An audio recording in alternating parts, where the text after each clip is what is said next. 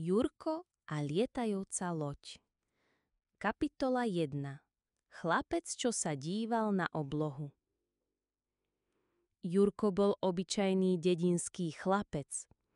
Pomáhal rodičom na poli, pásol husy, ale v jeho srdci horela túžba.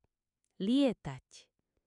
Keď večer vyšlo mesiačikové svetlo, ľahol si do trávy a pozoroval oblohu. Predstavoval si, že nad jeho hlavou neplávajú oblaky, ale moria a na nich plávajú lode. Jedného večera, keď už ostatné deti dávno spali, sa k nemu priblížila stará žena. Oči mala hlboké ako studňa a šatku posiatu hviezdami. Podala mu malé, tmavé semienko.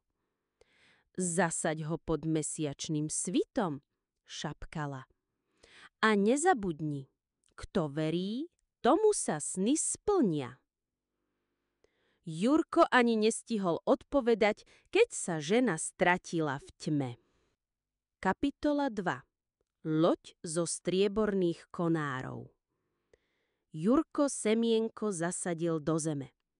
Stačilo pár okamihov a zem sa zachvela. Pred jeho očami vyrástol strom s konármi, ktoré sa leskli ako striebro. Listy sa začali meniť na plachty, kmene na stĺpy, korene sa premenili na rebríky. To je loď, vydýhol Jurko. Nebola však obyčajná. Mala krídla, ktoré sa roztiahli ako krídla vtáka. Naprove mala vyrezanú tvár s jemným úsmevom. Jurko urobil krok, vystúpil na palubu a loď sa odlepila od zeme. Najprv pomaly, potom rýchlejšie, až sa vzlietla do nočnej oblohy. Kapitola 3. Let ponad svet. Jurko cítil, ako mu vietor veje vo vlasoch. Dedinčania spali, netušiac, že nad ich strechami prelieta lietajúca loď s chlapcom na palube. Kam ma nesieš? Spýtal sa šeptom.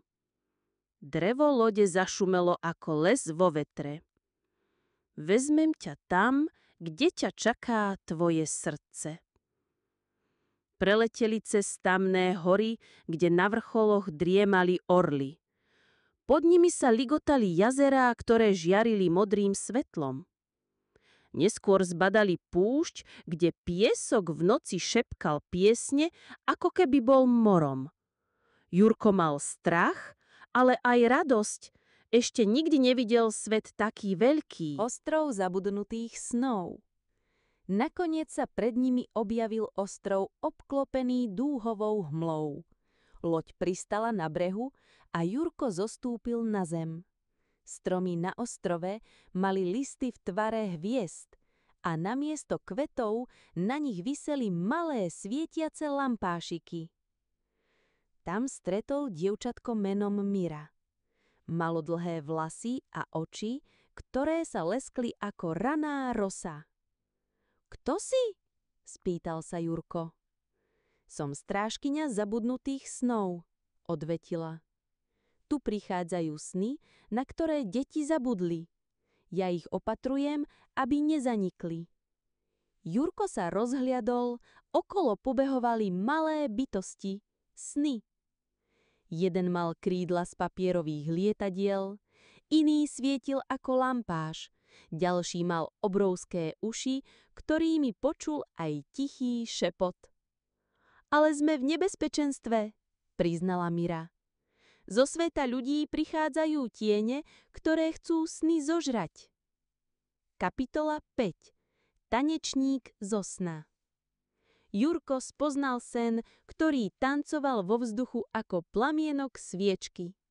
Bol veselý a smial sa bez prestávky. Kto si? Spýtal sa Jurko.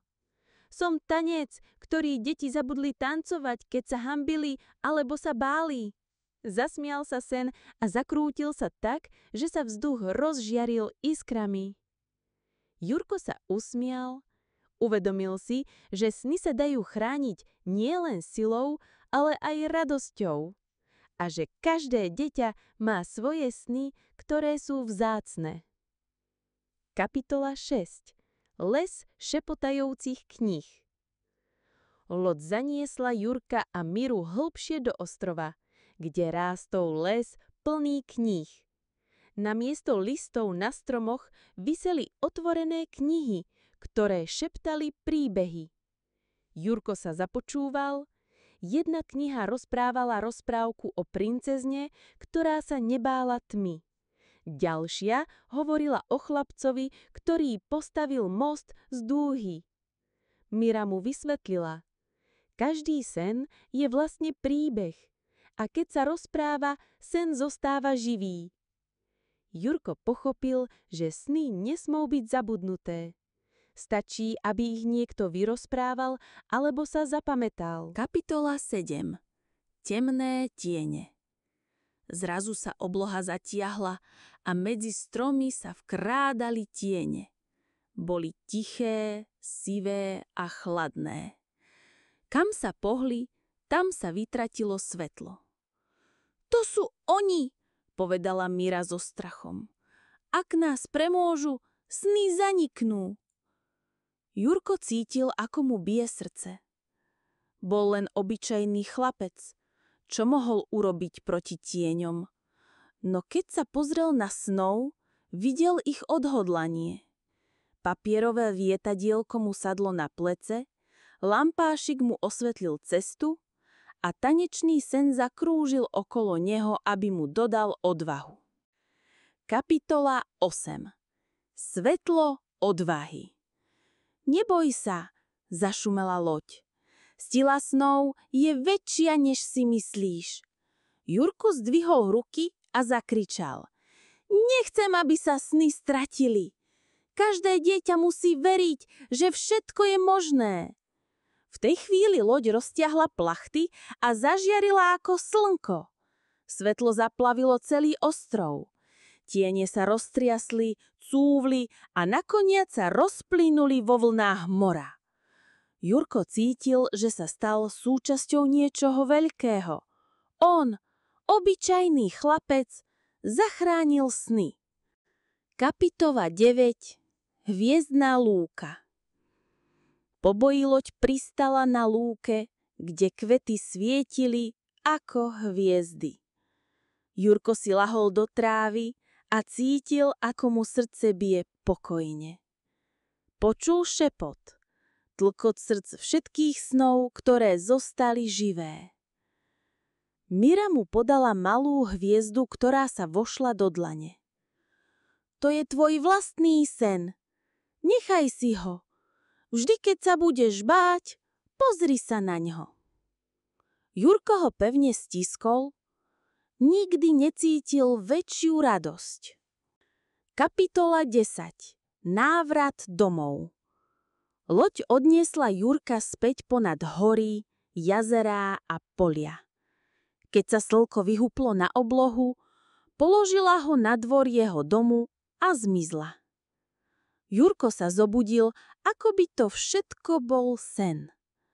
Ale v vrecku sa mu ligotala malá hviezda.